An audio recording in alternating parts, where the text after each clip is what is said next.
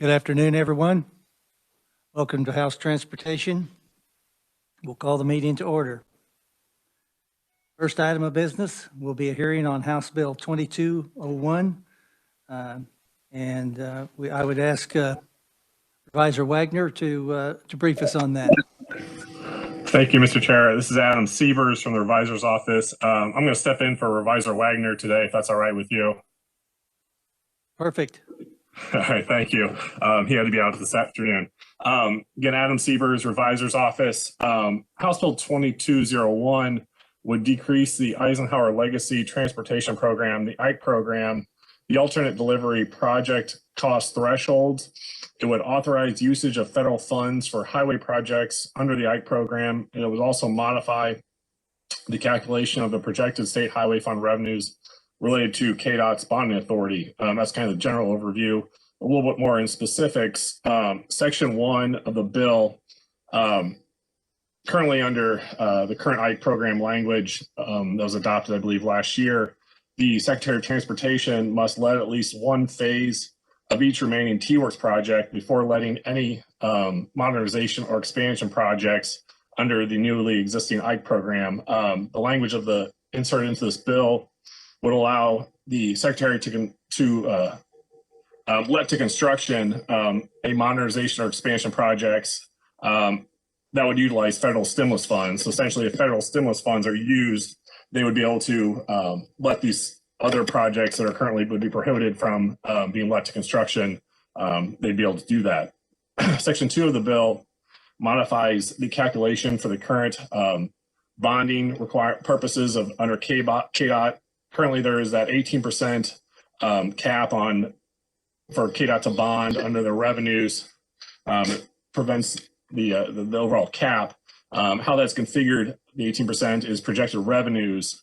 What the bill does is under current law, it assumes the projected revenues for determining that cap, but then there are also adjustments made to account for either the increase or decrease due to taxes or revenue transfers from the state highway fund. The bill would strike those adjustments so that way for determining the actual highway fund revenues would be deemed to be the actual revenues going forward. Section 3 of the bill would modify what Section 2 and 3 kind of go together. Section 3 modifies the types of bonds that are factored in when determining whether or not the bonds exceed the 18% cap rate, and the issuance of refunding bonds. Essentially, if the Secretary is going to issue refunding bonds, the bond limitations set forth in that prior section would not count towards those bonds. Section 4 of the bill lowers the threshold for the Secretary to construct alternative delivery projects under the IKE program. There's currently a dollar threshold of $100 million. If they're going to do a alternative delivery project, the bill would lower that threshold to $10 million. And lastly, Section 5 contains one small technical amendment to a statute, inserts the number 1, which should have been there anyway. And with that, I'd be happy to stand for any questions. Other questions for Revisor Sievers?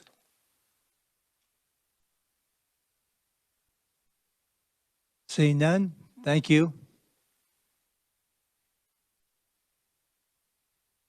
We'll now go to our proponents. The first proponent I have listed is Secretary Lorenz, Kansas Department of Transportation. Welcome to the committee.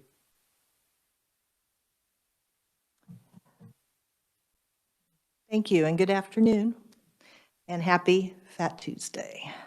Cold Fat Tuesday. Pancake Day. All right, well, I am Julie Lorenz, Secretary of the Kansas Department of Transportation, and I'm honored to be here today in support of House Bill 2201. First, I want to thank you all for passing the Eisenhower Legacy Transportation Program, or IKE as we fondly call it, with 4 hours to spare before session ended early last year. Kansas transportation is in a much better place because of your support. To date, we have launched all the new IKE programs. We've awarded more than $65 million in cost share, local bridge, preservation plus, short line rail, driver's education, and advanced technology programs. We've added $1.6 billion worth of highway and expansion and modernization projects to our development pipeline. This progress is a credit to cities and counties, legislators, the governor, and KDOT staff all working together to deliver transportation for Kansans. This bill provides us with the flexibility we need to deliver even more for Kansas at a time when our state really needs it. There are 3 goals to this bill. First, a lower threshold per project on use for alternative delivery.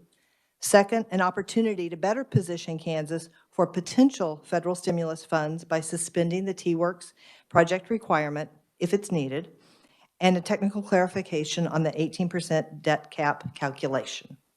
First, alternative delivery. So currently, a minimum of $100 million threshold has been set for any project to use alternative delivery. If a project doesn't cost at least $100 million, alternative delivery isn't allowed. Several stakeholders have expressed concern that this excludes some Kansas contractors. This bill would lower the project value threshold to $10 million. We support this because it will allow us to better deliver projects faster for Kansans. And to be clear, as always, alternative delivery is not possible, nor is it a good idea for all projects. This would only be applied where viable.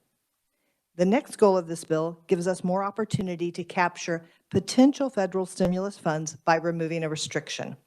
The Ike legislation requires that at least one phase of all delayed T-Works projects be let to construction before any new Ike project. I'm proud to report that thanks to the hard work of the KDOT staff, a phase of all T-Works projects will be underway by the end of this year. This remains true regardless of whether this bill passes or not. What we're asking for is that the requirement that no Ike projects can be let before all T-Works projects are underway is to be removed from the legislation as a narrow exception, okay? This would only apply to projects that could be funded through stimulus dollars.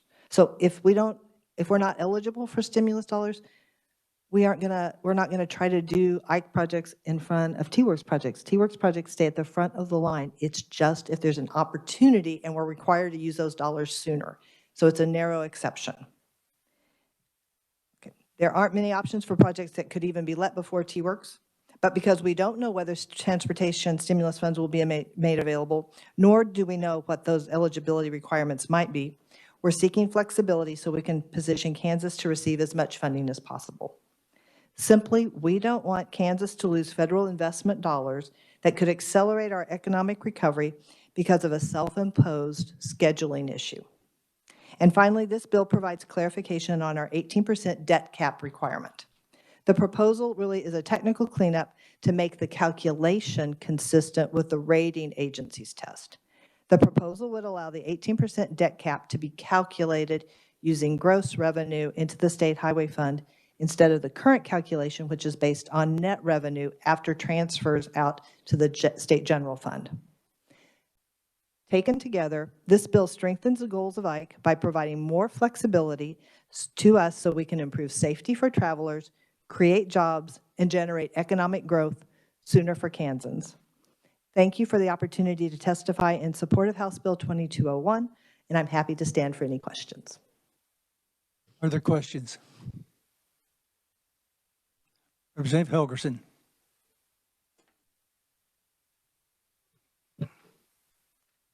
Thank you very much, Madam Secretary. A couple of questions. Can you explain a little bit more alternative delivery and what that means? Sure. And why we have to go from 100 million down to 10 million? Sure.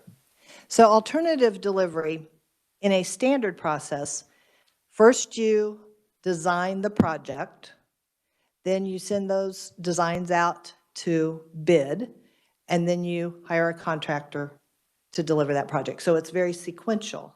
When you do design build or an alternative delivery process, what you do is you get the contractor and the engineer to work together, and instead of being sequential, it's sort of more, it lags more closely. So you get the design started a little bit, you start building, you keep designing, you keep building, you make changes in the field so you can deliver the project faster. So essentially you're sort of like hiring the engineer and the contractor sort of at the same time as a team, as opposed to 2 separate steps. And you save time both in the procurement side, but also you're designing and building not in absolute parallel, but there's less lag. We have to have a competitive bid process. Oh, yeah, there is upfront. So there's a competitive bid process. Upfront. Rehire. And how, if they're working through the issue, the design, how do we make sure that that we go to the lowest bid? So in the procurement, there are various procurement approaches. So what you can't, and then we'll get back to, because you also asked about the threshold, why you go from 100 million down to 10 million, all right? So in the competitive process, you can do it one of two ways. You can look for low bid, or you can look for most value. So you might say, I have $100 million to fix a road from here to here, and you would put that out on the street, teams would form, and they'd say, for $100 million, one team would say, we can fix it from here to here. The other team may say, hey, we have a different approach and we can fix it from here to here. And so for the same dollar, you might get more scope. Or you might say, we need to fix this problem, and one team will come in and say, yep, to fix that project, it'll cost $80 million, and the other team would say, yep, to fix that project, it's $100 million. So you're bidding out the project instead of bidding out the engineering piece and then the construction piece. So, but I want to be clear, you decide up front what's most important. Sometimes you factor time in and you say, and this is particularly important in urbanized areas. This team may say, we can fix it from here to here for $100 million, and it will take us 2 years. The next team may see, we can fix it from here to here for $100 million, and we can fix it in 12 months. So sometimes time is a factor, a selection factor as well.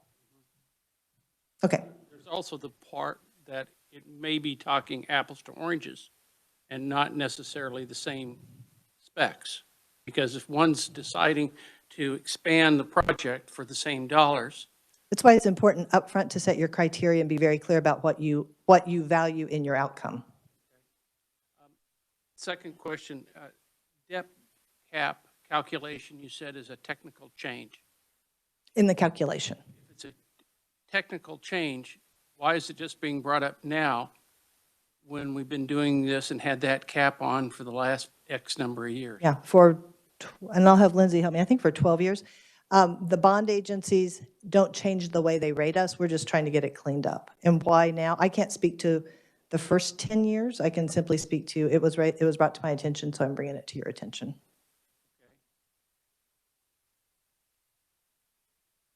So I don't know, Lindsay, you want to offer any more than that? But that's how I see it.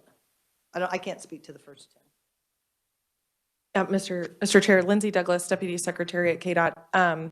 When we spoke with our bond counsel, they brought up this issue and talked about the inconsistency with the rating agencies and how our statutory test is different from the rating agency test. And we thought because we were going to pursue a couple of other cleanups that we would include it in this cleanup bill as well. Do we have new bond counsel? We do not.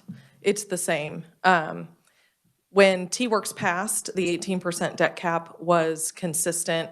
That was part of the T-Works legislation through the course of delivery of T-Works, and I wasn't around to know exactly why it got reinterpreted differently, but that interpretation of statute changed during delivery of T-Works, and we are just trying to clarify in the statute the way that the 18% debt cap was originally supposed to be calculated. We won't waste committee time, but I do have further questions about that. We can get back. Okay. So what is our bond debt cap currently, and what is it under the new calculation? 205. So the 18% is the debt cap as it was under T-Works. We're keeping that the same. The difference is we're going from a gross calculation. So our debt service payment cannot exceed 18% of the total revenue received into the state highway fund. That's what we want to change it to. Right now, the way it's calculated is it's 18% of the net revenue in the state highway fund. So after transfers, that 18% is calculated. Right, I'm saying what percentage are we at now? Oh. As far as a percentage, you know, like are we at 16%, and under the new calculation it goes to 15.5%, or? We're at 8, I think we're right at 18% or 17% right now. Under that new calculation, I think we're at 18 and it drops to 17, but I can follow up specifically with those numbers. So it drops 1%. You Yeah, think it's not going to be a huge shift, but that way we aren't having to do two different tests for the calculation when we want to go to market and seek getting additional bonds. Right, I'm just kind of interested in what the actual real numbers are on the Perfect. change on that. Okay, Yep, thank I you. will follow up with the committee. Thank you. Representative Delberding. Thank you, Chairman. I was just looking at, I'm going to call it the flexibility on this. Secretary may let to construction anytime with dealing with federal funds. Is there a reason we would not use federal funding at some point? In other words, obviously you want that as a may versus a shall, I would assume. Yes. So no, we work our projects. So when we develop our projects, we make them all eligible to receive federal funds so we can be real flexible. What we're trying to say, and maybe the language doesn't, the intent here is to say, if there's an opportunity for federal stimulus funds, and we don't know what those rules are going to be like. Under ARA, they were very much, the federal government was looking for shovel ready, right? And so what we want to do is just have maximum flexibility. If we've got some stuff that we can let, even if it's not our T-Works, we want to be able to let it using federal stimulus funds. I would say this is like out of an abundance of caution that we come to you because we don't even know if there will be federal stimulus funds. I mean, what the conversation around the 1.9 trillion or whatever that ends up being, that isn't what I'm talking about. That's whatever immediate relief funds I'm talking about in hopes of a big infrastructure bill. Quite frankly, by the time that passes, who knows how long that may take to pass, and we may have let all the T-Works projects anyway.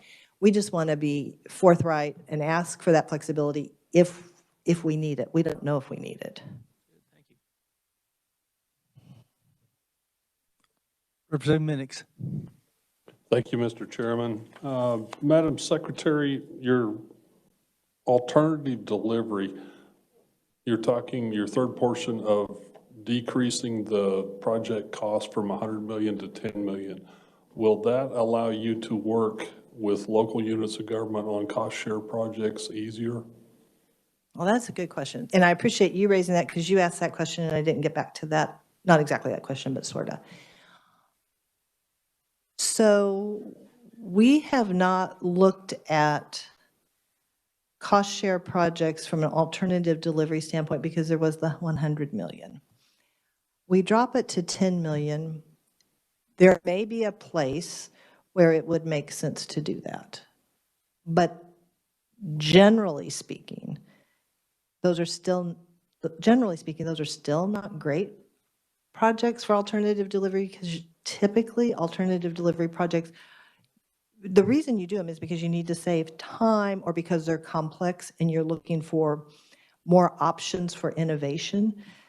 Straightforward projects, so like the 2 bridge decks in Parsons that I like to talk about with Jayhawks, that would not have been a good opportunity for alternative delivery. It's a straightforward project, you just knock it out. But if you have a project that's cost share, that's complicated enough or time sensitive enough, then it might make sense. It's very much a tool to use to drive outcomes. And so that's why dropping it from 100 million down to 10 million, it gives us more flexibility, but also Kansas contractors, some of them kind of operate best, and I would say Wichita is a really good example of several where their kind of sweet spot, sort of 40 to 50 million, and we want to give our Kansas contractors more opportunity to compete. When you get to the 200, 300, 400 million, oftentimes, that means local contractors are partnering with others, and so we're trying to open it up, and we do have industry support for making that change.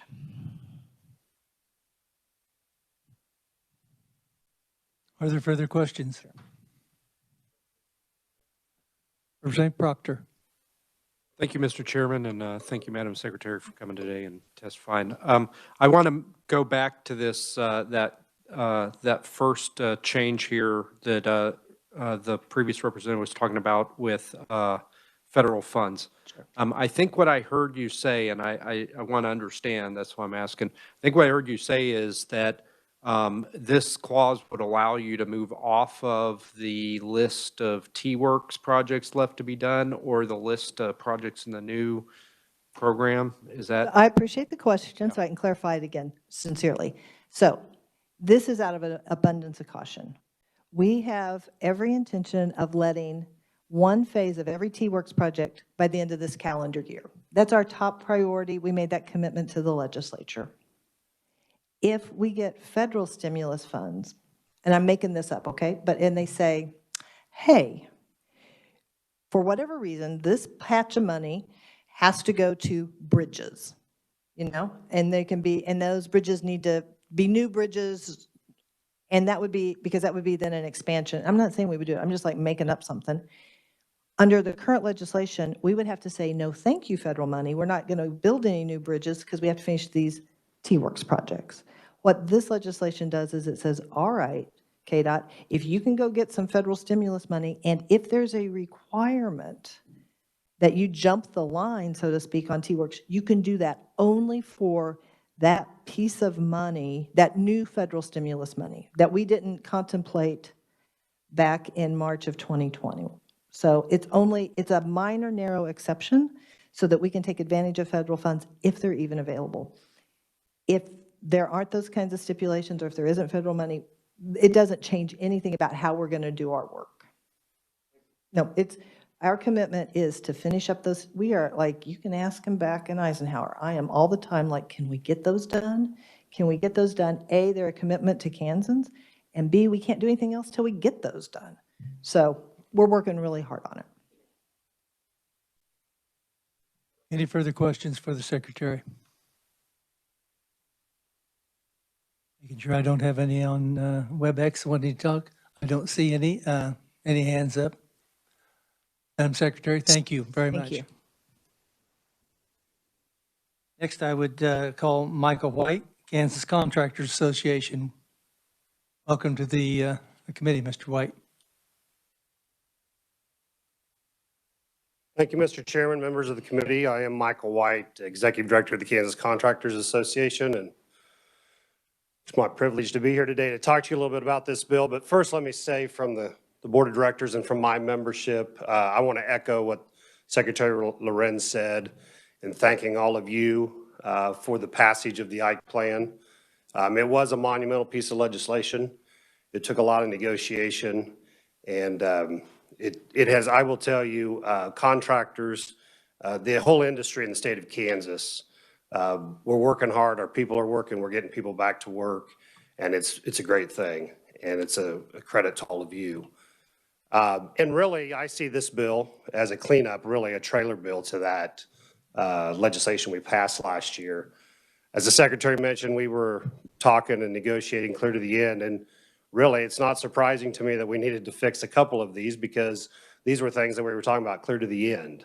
One of them being alternative delivery, and one of them on the federal stimulus.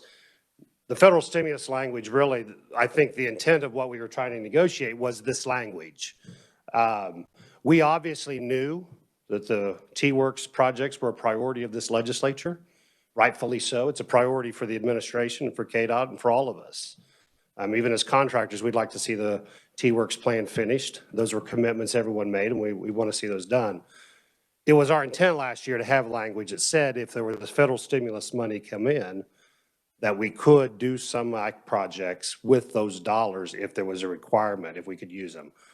It really makes no sense not to get that money in the economy when we could. So that was really, I think, always the intent. It just didn't get quite drafted that way. And really, the discussions around the federal stimulus came very late in the process because we were all dealing with what was coming with COVID, trying to get the bill done. And so this really is cleanup language to what I believe the intent was of those negotiations last year. When it comes to alternative delivery, again, just in terms of negotiating last year, which I will tell you, the KCA has historically been opposed to alternative delivery. We negotiated a compromise in the T-Works bill. We negotiated a compromise in the Ike bill. And I think we've taken steps forward to introduce more alternative delivery in the state of Kansas with KDOT funding. And I believe, as we went through these negotiations, the 100 million was really, I think we all thought at the time it would be the large mega projects that we would use alternative delivery for. I've done some research and looked at some things, and a lot of states have a limit on alternative delivery. They have a project limit, but it's much closer to the 10 million than it is 100. 100 is a large number. We're seeing more and more projects. Turner Diagonal that was just finished was, what, a 25 or so $million project. So, and we know the federal government's using more and more of this when we use their dollars. So it makes sense to lower this. There's a balance here with my membership. I've got contractors who like to see it a little smaller. I have contractors like to see it a little higher than this. And really this 10 million to me is a sweet spot that we've kind of determined is the right approach at this point. So we're supportive of this bill. I will tell you, when it comes to alternative delivery, I'm going to ask you not to amend. This, as I've said, this is a very delicate balance that we made in negotiating this bill. And we want to work with the department and continue to have those conversations around alternative delivery. But I would ask that we try not to amend this section of the bill if at all possible. It might very well change our support of the bill. So I just want to make that comment. Mr. Chairman, I'll stand for questions. Other questions for Mr. White? Representative Del Perdang. Thank you, Chairman. Appreciate you being here. Can you just, for my own well-being, give me an example of a $10 million project versus a $100 million project? In other words, what's a 10 million? Is that a block of road? Is it a mile of road? Is it, what are we talking here? Well, I don't know that I have a real good example. But if you, the best example I could give you just from my experience is the Turner Diagonal in Wyandotte County. It just completed, was a 20-some million dollar project, and it really opened up some development for Wyandotte County. It changed an old form to, that modernized the intersection. And so I think when you look at smaller projects, and in most of the conversations I have with my membership around bridge projects, smaller bridge contractors going to have more concern around this. But, your big projects, the Gateway in Johnson County, massive changes that are larger projects, those are the ones that I think like the Secretary said, the more complex projects, I think is what people think of when they think of alternative delivery. But really, as I've looked at this issue a little bit over the last several years, that's really changed. And it's not always the size of the project that matters, it's the complexity. Some of it's traffic flow. Turner Diagonal was one that needed to be done much quicker. Again, the federal government's requiring some of this. So there's a lot of different factors now than just the huge complexity of a project when it comes to alternative delivery. And I will remind you, in the IKE program, preservation type projects, so overlays or things like that, they cannot be used. They're really not good candidates necessarily for alternative delivery, but we specifically put that in the legislation that they couldn't be. So that was, we put some parameters around alternative delivery that work for the contracting world in trying to give KDOT the flexibility they need. Any further questions? Seeing none, thank you. Next, we have remote testimony by Brett Mikowski. Welcome to the committee. Thank you very much, Mr. Chairman and members of the House Transportation Committee. My name is Brett Mikowski, and I'm the Principal and Senior Vice President at Trans Systems Corporation. We are a consulting engineering firm. I'm based out of our Wichita office and appear before you today in my role as the Chairman of the South Central Kansas Transportation Coalition, a program of the Wichita Regional Chamber of Commerce. I want to also thank you for passing the IKE program last year. This is a great economic driver for the state. We know that strong transportation infrastructure is critical to developing and expanding commerce. And with that, the Wichita Chamber has formed the South Central Transportation Coalition. The members of the coalition come all across our 10 region. and includes city and governments, transportation agencies, and a number of private sector representatives both inside and outside the transportation industry. The coalition champions transportation projects that have a positive impact on communities and businesses in our region. House Bill 2201 makes a few changes to improve the IKE program that was passed last session. The bill reduces the minimum $100 million threshold on alternative delivery projects down to $10 million. This will allow more Kansas contractors to participate in these projects, and as I think been well stated here, will provide KDOT more flexibility to use alternative delivery on projects that are good candidates versus trying to force it on large projects. The bill also requires the T-Works first phase letting requirement for new projects be amended to allow for federal stimulus dollars. And finally, it has a little technical cleanup on the 18% debt cap as it's calculated. On behalf of the South Central Kansas Transportation Coalition, I urge the committee to support House Bill 2201 favorably. Thank you, Mr. Chair, and I'll be happy to answer any questions. Are there questions for Mr. Mikowski?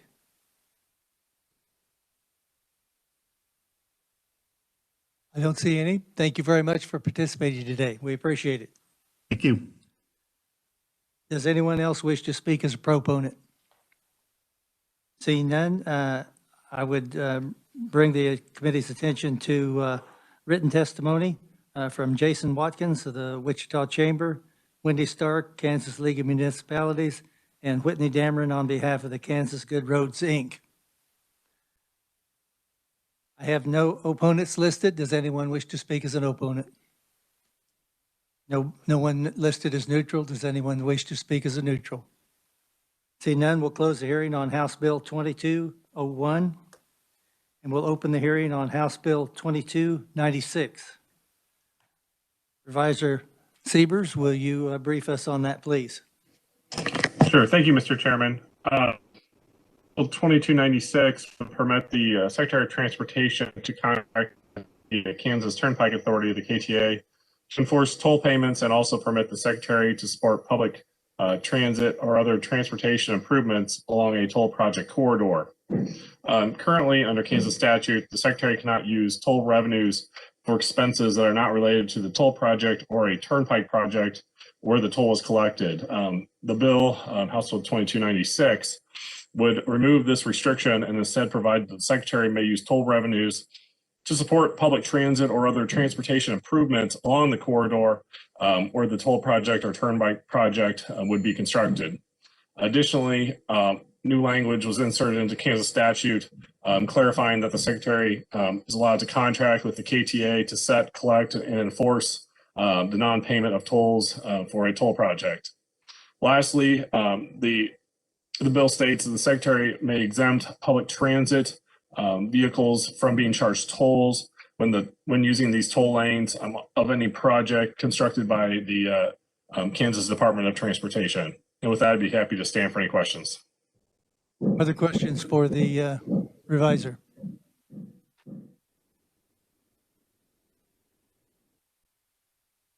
Seeing none, thank you.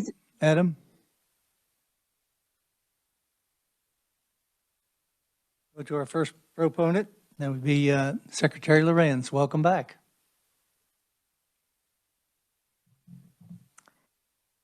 Thank you. I'm Julie Lorenz, Secretary of the Kansas Department of Transportation. Thank you for allowing me to testify in support of House Bill 2296. My testimony is included in your packet, and I want to provide some highlights of my testimony and some additional context for my remarks. I often point to the expanded tolling legislation that was approved in 2019 as a great example of the legislative process working exactly like it was intended. We started with a good bill, and we listened to stakeholders, and then we worked collaboratively with legislators and added checks and balances to make for better legislation. That's exactly what we're going to do again as we work through the learning curve on the managed lane study KDOT has undertaken at the request of Overland Park for US 69. As a quick reminder, the legislation approved in 2019 provides KDOT the authority to develop new toll projects on new lanes only, not on any existing state highway lanes. We're requesting changes for 3 key reasons. First and foremost, we want Kansans to have more choices and flexibility to meet their transportation needs. As we met with more than 2,000 Kansans in every region of our state to seek input for the IKE program, the need for more flexibility was made loud and clear in communities, large and small. This bill gives communities who choose to implement toll lanes options for investing that toll revenue in that same corridor after their initial financial commitment has been met. After talking with stakeholders, KDOT is open to narrowing the language to specifically allow communities to use the revenues on transportation improvements such as technology, access points, and interchanges to address congestion and improve traffic flow on that same corridor.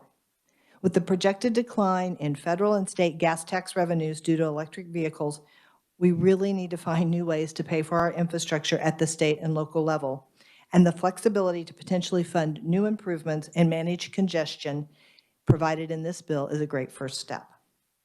The second reason, addressing congestion is where the real long-term savings to the state and community can be significant, and thus our suggestions to refine the bill are focused on congestion management. And I'd like to clarify here, I'm talking about adding a managed lane, not just adding any lane. Managed lanes are a way to optimize travel flow and let users choose whether they'd rather save time or money. For example, if we add a managed lane on US 69 in Johnson County to alleviate congestion, the new lane would serve as an express lane, which travelers must pay a toll to use. The existing 2 lanes remain free. Users get to decide how they want to travel. If they're in a hurry, they can consider paying the toll to beat traffic. If cost is a concern, then they can stick to the traditional lanes, which are free. The price of using the express lane will vary depending on the traffic flow. So for example, during rush hour, they may be more expensive. The current price will always be posted on the message board so users know the cost before they get in that lane. And while this is new to Kansas, managed lanes have been used successfully in other states to manage congestion. Thus, by allowing the community to decide whether to continue the toll even after the cost share commitment has been paid, a free flow option for users, for citizens, can be protected, and the state and community won't have to continue building those expensive lanes after outer lanes. The third reason, the managed lane study in partnership with Overland Park is highlighting some practical implications of this legislation and have revealed where additional clarity is needed. In terms of transit, we'd like to work with concerned stakeholders to bring forward a narrower version than the one that's in front of you today. We've learned from other states that special pricing for transit can encourage ridership on popular corridors to reduce congestion. We'd also like to add an option by which communities could allow emergency and response vehicles to use the express lane for free. And finally, this bill would give the Secretary of Transportation authority to contract with KTA for tolling. It gives explicit written authority on toll collection for these new projects. While it was always contemplated when the original bill was passed that KDOT and KTA would partner, we're adding this clarification in statute for future projects.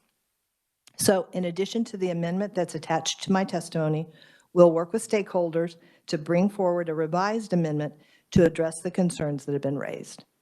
So to sum all this up, these modifications will add clarity to the existing toll legislation and, more importantly, give communities more flexibility to meet the transportation needs of Kansans now and in the future. So thank you for the opportunity to testify in support of House Bill 2296, and I'm happy to stand for any questions. Other questions for Secretary Lorenz? Mr. Chairman, Representative Ballard. Yes, go ahead, please. All right, when you talk about, thank you, Mr. Chairman. Secretary, when you talk about managed lanes, okay, they'll be clearly marked. Is that what I understand? Very clearly marked. So there will be signage in advance. And you know, like how the message boards will say things like, you know, accident ahead, you know, far in advance so you can manage the way you're driving. Same sort of concept.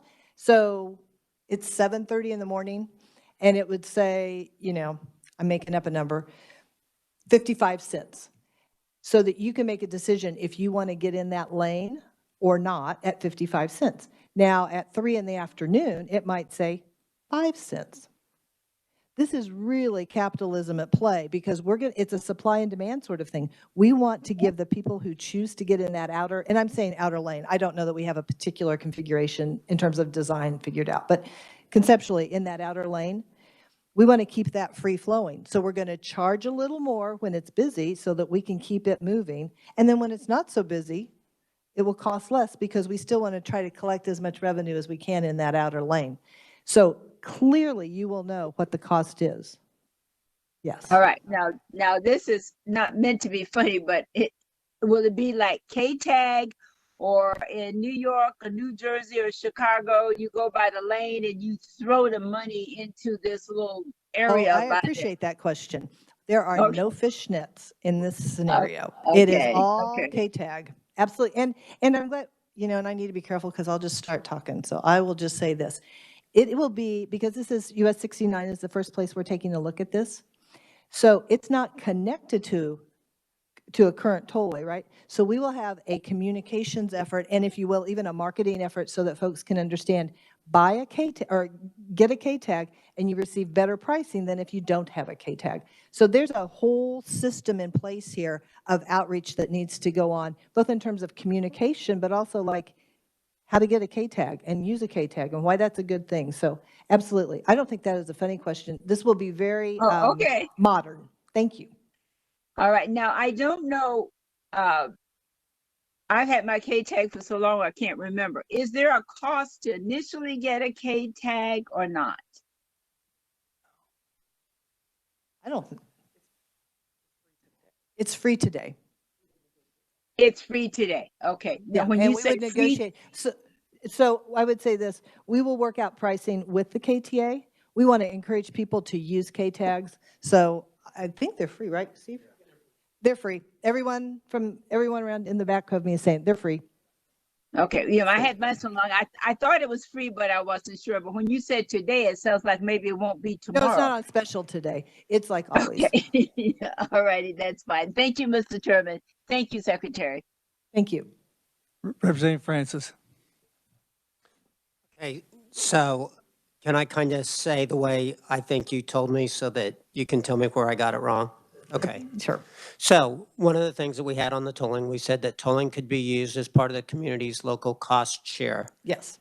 And what we're saying is that when we've determined what that relationship is going to be between the state and the local government, then the tolling after we've recouped that cost can be used for other improvements up and down that area. Yes, precisely. That corridor. Is there anything in here that allows us to keep a portion of those proceeds for future maintenance on this section that we built? No. Well, let me be clearer about that.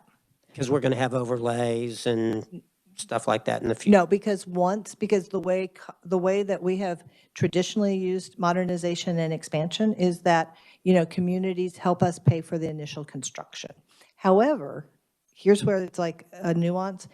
There will be toll infrastructure, like the gantries and whatnot, and then we would use a portion of the toll to pay for the toll infrastructure, the maintenance of that toll infrastructure. The actual road surface maintenance is going to be on the state from that point forward. And part of an important distinction here is that, recall, the way this works is like KDOT and Overland Park negotiate and come to an agreement. Then we take that proposal to the KTA board, because if you're paying to use an express lane, there's an expectation that you're going to have better pavement, right? Or maybe earlier snow removal. You're going to have a higher level of service. So we have to take that into consideration, right? So we take that proposal to the KTA board. If the KTA board approves the proposal, then it goes to State Finance Council for final approval. Will these additional miles, will they affect the state's cap on the lane miles of the state system? No. Okay. And then is there going to be any plan for maybe a marginal speed limit increase if the design characteristics allow it to encourage people again to use the hot lane? No, I would be surprised because I think those are typically set for the whole context of the system. The idea is that instead of going 20 miles an hour and stop and go on 69 at 7:30 in the morning, you're going to be able to go 50. And the posted is probably It'd be nice 60. to go 70. You know, I'm just always going to be honest with you. You can probably go 50. Thank you, Mr. Chairman. Representative Proctor. Thank you, Mr. Chairman. A couple questions, if I could. First, does you started your testimony talking about the fact that right now the statute requires that you're expanding capacity to in order to establish new tolls. Does this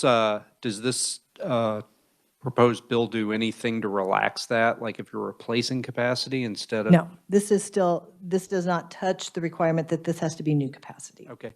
Thank you. And then my other question is really just an informational question for me. What percentage of the toll that we collect goes to maintenance and upkeep and general administration of the KTA and the toll system? And what percentage actually makes it into our roads? Well, okay, so I can answer.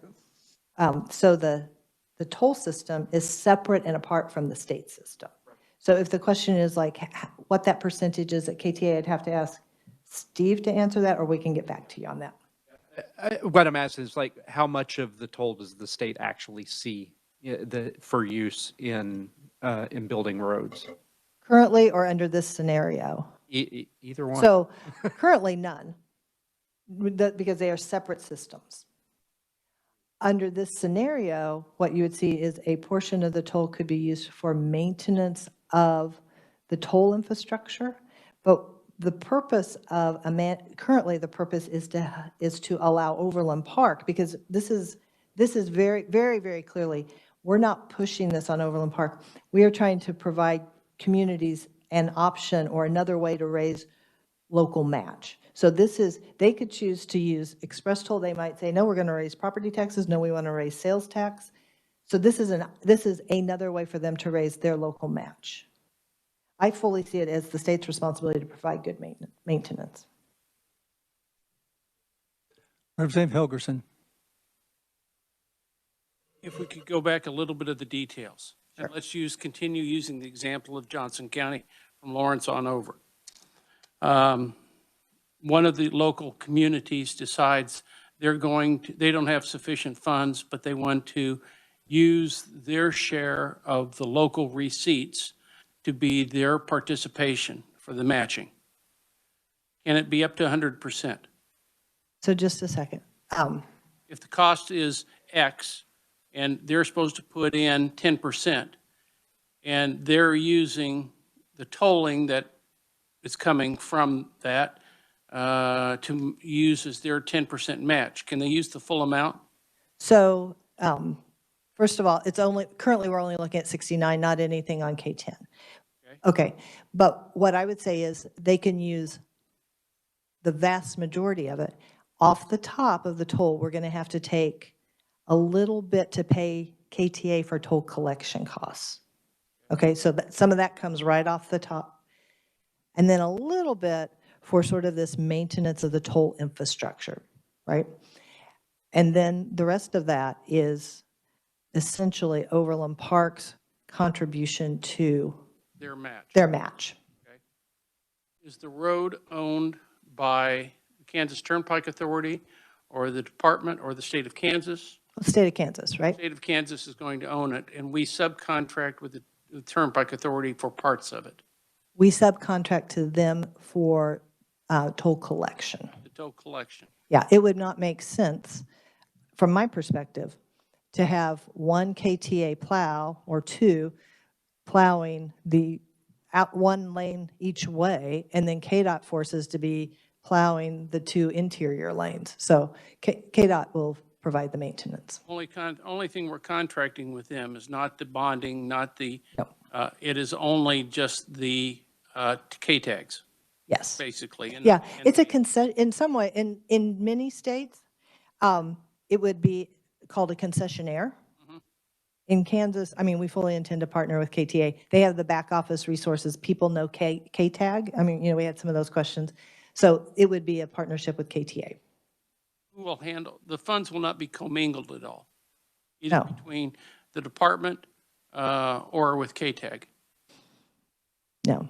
Also, I will say, Representative Helgerson, we are working through the, like the business rules that will be applied. So the answer is no, we're not going to commingle funds, but we have not worked out all the city-state agreement on this because, and I want to be super clear with everybody in the room, online, we are at the exploration stage. We're seeing how much money might be generated. Overland Park residents are going to have to think about it. So we have to think through all those things. And we started the study like January, public outreach in January, but recognizing that we think we're already seeing where some tweaks could improve the language, we wanted to come to you all as now. Colorado jumps out right away, and Denver that uses extensively. Other communities, Oklahoma, Texas, et cetera. Have you looked at their models and how does your model compare with their models? Absolutely. We're looking at those states and taking best practices from those states. It is a slightly different model in that many states require, and they have the traffic to support it, I'll point out. They will look at carrying the full freight, so to speak, of the cost. In this case, we're looking at Overland Park being able to generate their cost share match. Have you done a cross-section or a comparison as to Denver, Colorado did it this way, et cetera? So that's one of the reasons that we hired, so we hired HNTB, is, so we're not doing this analysis, right? We hired with a consulting firm, and they do toll work all across the nation and have been the primary consultant for the Turnpike since its inception. So, yep, they're scouring their sources so that we're bringing the best knowledge to this project. Good, I appreciate the questions. Representative Howe.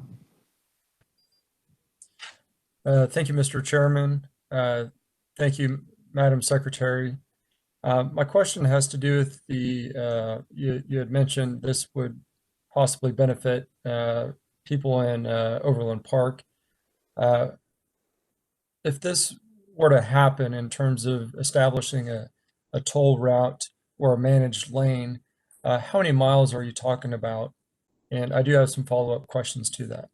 Sure. So we're taking a look at an area, and I should probably, Lindsay actually is running point on this in terms of specific projects, but and so I'll turn it over to her to answer specifics, but I'd like to point out what I think is important to understand is it's for whomever is using 69 to decide if they want to use the managed lane or not. So we know that people who are using 69 are Missouri residents, they're Miami County residents. So it's whoever's using, it is truly a user fee approach because it's whoever's using that segment of road at that moment to decide. So it's more than just Overland Park residents, it's whoever's on the road at the time. So, but in terms of project limits, I'm going to hand it over to Lindsay because we have a couple of phases that we're looking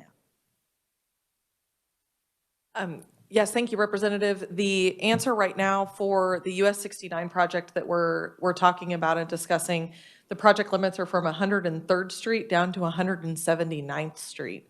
That's the entire study area. We have two phases of improvements that we are looking at. Right now, 103rd to 151st Street is approximately a $300 million project. The project limits from 103rd Street all the way down to 179th is about a $500 million project. So we are exploring and studying that entire corridor right now. Okay, thank you. Does that project add additional lanes? Yes, so we have done previous studies with the City of Overland Park and looked at the additional capacity that's needed based on current congestion and projected traffic counts in the future. We are planning on adding capacity and adding an additional lane in each direction. And the reason for this bill is that in 2019, the tolling legislation that passed allowed us to explore the idea of tolling for additional capacity, and managed lanes might be a good option for that additional capacity we're going to potentially add on US 69. Thank you. Is this current US 69, is it currently a toll road or any part of it a toll road right now?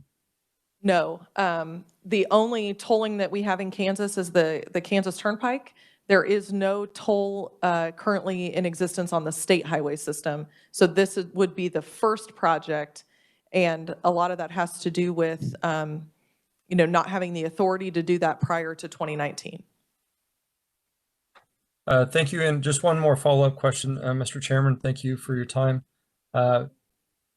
Has the department considered anything? I lived in Northern Virginia for a little while I worked on Capitol Hill, and when we they had a carpool lane, basically like an HOV lane for carpooling. So a managed lane here would be different, where you would just, as long as you had enough money, it didn't matter if you were driving a large vehicle that held 8 people or you were just driving by yourself. As long as you had the money, you could access this toll route. Is that correct?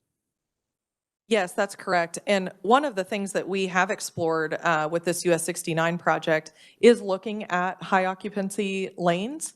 What we've seen across the country, and the reason that we aren't doing a managed lane from a occupancy number of people in the vehicle and occupancy level, is because many states that have built those high occupancy lanes aren't seeing those accessed as often as they would like to help offset the congestion. And they're actually converting those lanes to express lanes or managed lanes using a toll as that tool. So we have looked at that and explored that option, and it's just not as effective as what was once hoped. Thank you very much. I yield back, Mr. Chairman. Thank you. Representative Weigel. Thank you, Mr. Chairman. I'm going to give you a little background because Representative Helgerson kind of brought it up about Denver, and I think North Texas has this integrated expressway, tollways, and I'll just give you a little scenario that happened to me. I wasn't in Texas driving on there, but I let my son borrow our car because he wanted to go to a basketball game with his friend down there, and his car was in the shop, so he drove. And so he drove down, got back. A month later, I get a North Texas Expressway charge for $5 and some cents. And he says, well, I don't remember going through there. And I said, was there any signs? Because you brought up Denver, and I am familiar with the Denver area out there, that especially out by the airport, you don't even know sometimes that you're on there. And the question to me is, when you do this, if it comes to fruition, how much, I mean, is it going to be something, you're talking about adding a lane that's going to be dedicated to this toll, all the others are going to remain the same as they are now, correct? So at what point do the drivers become aware that if they get over to this far lane, they're actually entering a toll lane? So there will be lots of signage, striping. Can't guarantee every person that's borrowed their dad's car who might be talking to their friends as they're driving will pay attention to the signs and the striping, but we will do our best to have lots of signage to allow people. Also, there will be, and I don't know what this looks like, so this goes to sort of the business case part. There's going to be a learning curve, right? So we're going to be patient. We want this to be a good, if Overland Park residents want to go forward with this, we want this to be a good experience. There's going to be some grace period. We want this to be a good experience. It's a way to raise some revenue, but more importantly, it's this congestion management piece that's so important, because if you can offer your customer, right, a lane that's moving pretty freely, then you don't have to go build the 4th lane, the 5th lane, the 6th lane, and that's what saves taxpayers. And we're all taxpayers at both the local level and the state level. It saves taxpayers money in the long run. So we need this to be a positive experience. Okay, can I have a follow-up question?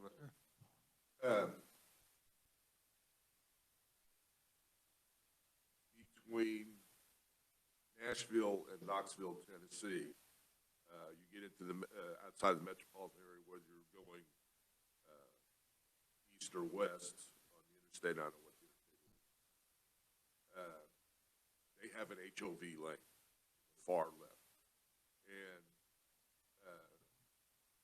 and I don't know if they're one of these areas that are looking at changing that to a toll system. It's not now. It's just, I think the only stipulation, you have to have at least 2 people in the car in that HOV lane, and then, you can pretty much go whatever speed you want. It doesn't seem to me that, and maybe it's just their design, because I know they've had that design for quite a number of years, that it eliminates the congestion once you get into the downtown area of Nashville, and the same way when you get over to Knoxville, especially if there's a Tennessee football game going on. So my question is, devil's advocate here, how much have you looked at how this is going to affect traffic pattern? I've driven in Johnson County quite a bit, and I know the congestion there. How much is this going to eliminate the congestion there? Because I'm assuming that's why we want to do this, Yes. is to. No, it's very much for congestion purposes. So it benefits those who get in the express lane because we're going to price it so that they have free flow. But by taking that traffic out of the 2 free lanes, and remember, like when I say free, air quotes, because nothing's really free, but you get people out into the express lane, it's going to allow the other 2 lanes to move more freely, better. So it certainly is a benefit to those who choose to drive in the express lane. It also benefits the folks that stay in the free lanes. Yeah, and it's much more effective than just adding a lane, because you know what happens? You add a lane and then all the lanes still back up. And this way we've got one that's moving, and then you don't have to go build the 4th and 5th. And that's really, this isn't our idea. This started on the coasts, which are so congested, in Texas 20 years ago. It's new to us, but it is not new to the nation, and it works well. It also will not work everywhere in Kansas. There are only a few places that have enough traffic and enough demand to make this work. Thank you, Mr. Chairman. Representative Delperdang. Thank you, Chairman. I've got a couple of questions. Sure. Too. First, it is a concern, once this is done, what happens to the other, as we say, free lanes, which really aren't free, but will the focus and the maintenance be concentrated on the pay for, and while the others end up with potholes and No. We will not make the 2 free lanes suffer. And then the other question, and having lived and worked in downtown Dallas for a period of time, once you're in the case of Dallas, the HOV lane, but in this, it'd be the same as, but is there a way out of it? Because I've seen the accidents in the HOV lane and there's cement pylons going, you're stuck until the accident's somehow cleared out of there. Yeah, so this is where I wish we had Cameron, our project manager, here to answer. So I have every confidence they're taking that into consideration. So there will be a shoulder, so to speak, so you can get off on the shoulder, but it will be a single lane. Okay. And then today, with the current Kansas State Troopers, Troop G runs the turnpike. Mm-hmm. They're in private vehicles. They're not in, at least as far as the tags, they are state tags on it versus the trooper tags. Is that going to, are we going to have to do anything with contracts to get them over in this one? We haven't gotten that far yet. Okay. Okay. And you answered my question on the KTA as far as they're just contract for the toll resources. That was helpful too. And I would like to say also, yes, they're contract, but we have learned, KDOT, I would say, like this partnership between KDOT and KTA has been strengthened through this effort. And I often refer to KTA as sort of like the tip of the spear. They bring some of the private sector opportunities. that KDOT's learning from. So I would say it's a really good partnership. So I don't want to at all say like they're just going to be contract, because I really look at them as part and parcel of the partnership. And then as far as the toll, will it be strictly through K-tag type, or will it, like in Denver, the airport, they take a snapshot? Yeah, we'll offer both, right? So there'll be no like throwing the quarter in the fish net. It'll be either you have a K-tag or it'll be electronic tolling with billing afterwards. Yeah. 'Cause I've been out in the Denver area before driving a company car that was assigned to me. Well, the bill didn't come back to me. It made its way around this multinational company and finally back to me. I called them to get it rendered. I need a copy of the receipt for it to pay the bill. First question was, is this your car? Well, no, click. They would not deal with me. So there was no way for me to get a receipt to even pay the dang bill. So there's just kind of a learning process. Yeah, yeah. Rachel Bell runs customer service for KTA, does a fantastic job. So. Thank you. Sure. Questions? Seeing none, thank you very much. Thank you. Committee, I'd like you to notice there's written testimony and support by Joshua Powers, Business Liaison for Johnson County Government. Does anyone else wish to speak as a proponent? Seeing none, as an opponent, I have listed Mr. Tom Whitaker, Executive Director of the Kansas Motor Carriers Association. Welcome to the committee. Thank you, Mr. Chairman. I am Tom Whitaker, Executive Director of the Kansas Motor Carriers, and I appear here in opposition to a portion of this bill. I want to be clear from the beginning, we support KDOT contracting with KTA. There's no reason to reinvent the wheel to collect tolls in Kansas, and they are experts at that and good partners with the trucking industry. But I want to give a little history lesson here today, back to 2019. The Joint Legislative Transportation Vision Task Force recommended that tolls be part of KDOT's toolbox to take care of a new comprehensive transportation plan. Ike was the result of that conversation.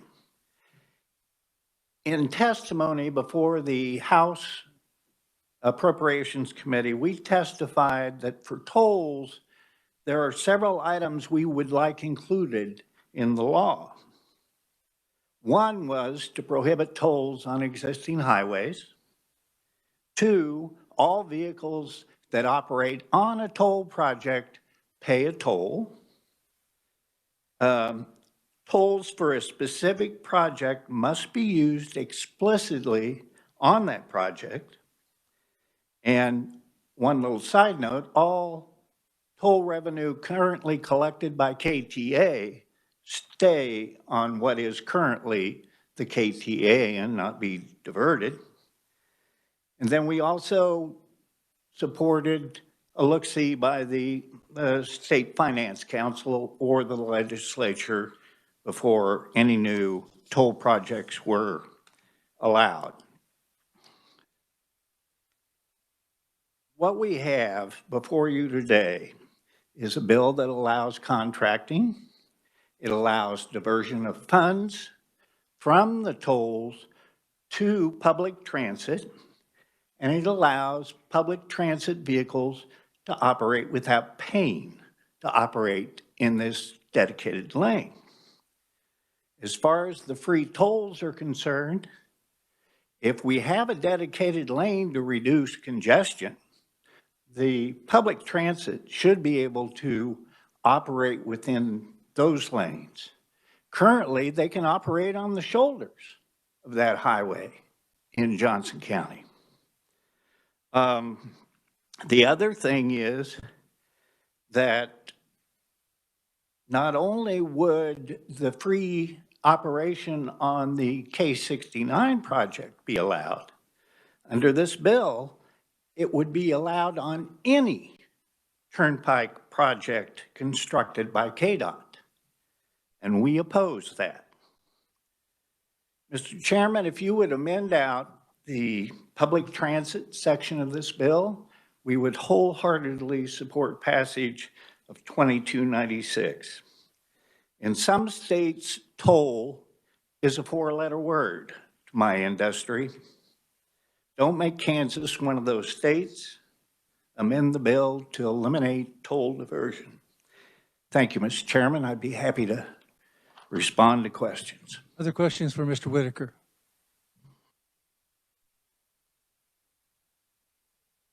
Seeing none, thank you very much. Thank you, Mr. Chairman. I have no other opponents listed. Does anyone else wish to speak as an opponent? I have no neutrals listed. Does anyone wish to speak as a neutral? Mr. Hewitt. Mr. Chairman, Steve Hewitt, CEO, Kansas Turnpike.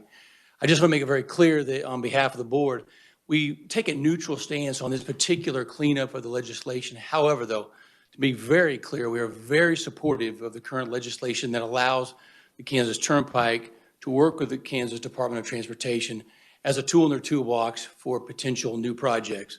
We are working on the 69 project with KDOT, and we see a lot of good future in that. We just take a particular neutral stance on this particular cleanup, but we are very positive on working with KDOT on future projects. And if there's any questions for me regarding the Kansas Turnpike, I would take those questions. I appreciate it, Mr. Chair. Are there any questions for Mr. Hewitt? It's like you got off lucky. No, not really. Not really? I missed one. Okay. I'm sorry. I just need a clarification for the last person who spoke. He says he's in favor of it. He likes it a lot, but he takes a neutral stance. Might I ask what makes it neutral for you?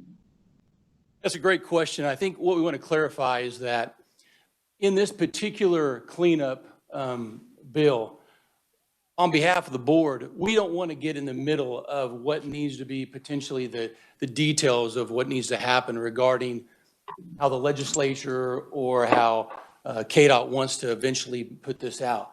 On the original bill, when it comes to partnering with KDOT for additional toll roads, we are very positive.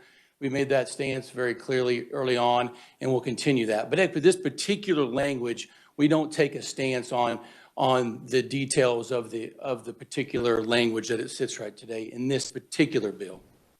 Well, I thank you for the explanation. That was more personal. It wasn't critical. I just didn't understand the dilemma. So thank you so much. And thank you, Mr. Chair. Anyone else have a question?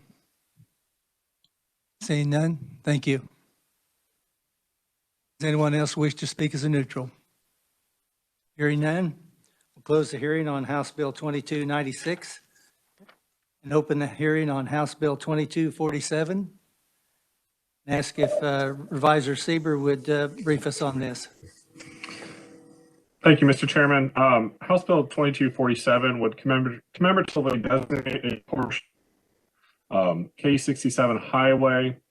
The designation would occur from the southern limits of the Norton Correctional Facility, then head north on K67 to the northern limits of the Norton Correctional Facility in Norton County. The highway would be designated as the COI Trenton J. Brinkman Memorial Highway. As was customary with commemoratively named highway, the compliance requirements found in 68-10 Com 114 requiring payment of the cost of the signs plus 50% would apply. And with that, I'd be happy to stand for any questions. Further questions? Seeing none, thank you. I have listed as proponents Representative Rogers. Welcome. You had a long wait. Thank you, Mr. Chairman. We may have an addendum on this and put a toll road. No, just kidding. Thank you for allowing me to come and testify. House Bill 2247. K67 is just a little short jag on the east side of the Norton Correctional Facility. It was there when the facility was a state hospital. And it's named after an individual that made a big impact on a lot of folks' lives.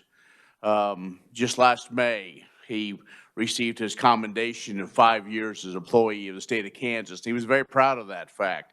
In fact, he spent some time in Phillipsburg and then moved to Norton and then went to work for the correctional facility.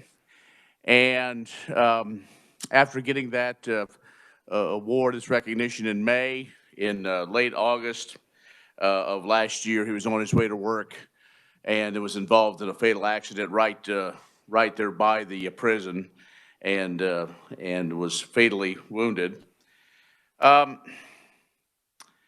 His kind of celebration of life service brought a lot of folks that maybe he hadn't been in Norton that long, but it brought a lot of people that he made an impact, things he was involved in the community, and the impact he made on the inmates.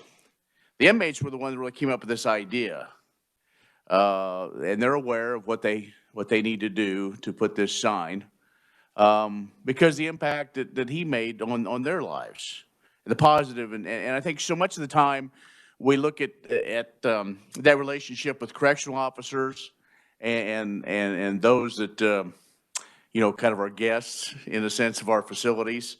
Maybe it's not a great relationship. And this is a young man. In fact, this is a young man that had his life in order, and he wanted to serve his fellow citizens. So I would just ask, as you make this consideration when you do, that that this pass, this small portion of K67 for the Correction Officer 1 or COI Trent J. Brinkman Memorial Highway. So I'll stand for questions if you have any. Does anyone have any questions? Seeing none, thank you very much. Thank you. I have no other proponents listed. Does anyone wish to speak as a proponent? I have neither opponents or neutral listed. Does anyone wish to speak as a neutral or an opponent? Seeing none, we'll close the hearing on House Bill 2247. Committee, that concludes our work for the day. Tomorrow we will be hearing House Bill 2263 and House Bill 2295. Is there any further business to come before the committee? Seeing none, we are adjourned. Thank you, Mr. Chairman. You're welcome.